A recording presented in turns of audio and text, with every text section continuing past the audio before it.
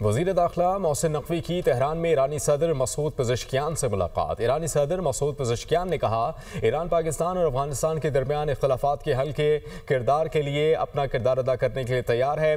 खित्ते में अमन के लिए हर मुमकिन ताउन किया जाएगा। ईरानी मीडिया के मुताबिक वज़ीर दाखिला मोहसिन नकवी